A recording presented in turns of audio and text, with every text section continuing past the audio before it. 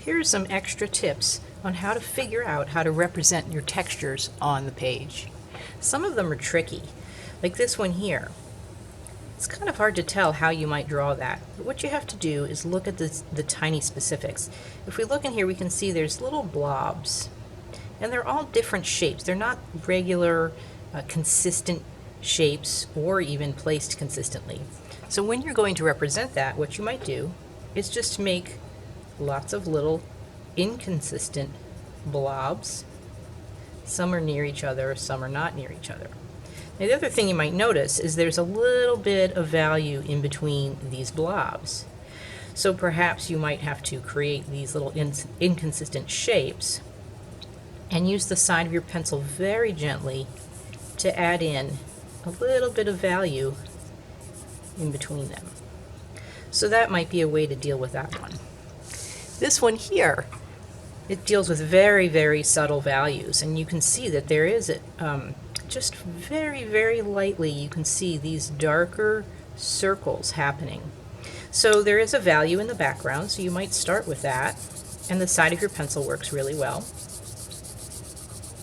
And then there are these darker areas, so I'm going to even continue to use the side of my pencil to draw in those circles.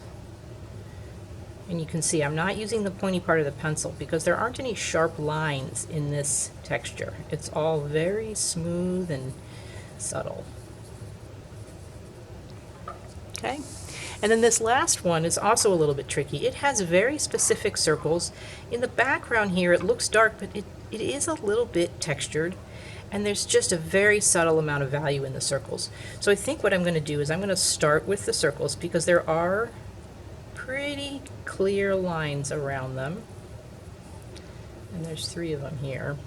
Okay.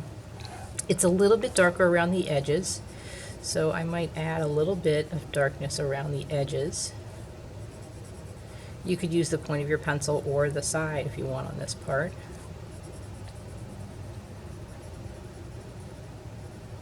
Then there's a darker texture going around the whole thing. So I'm going to go ahead, I'm using the side of my pencil but not the very flat part. I'm tilting it a little bit to get some of that darkness around it.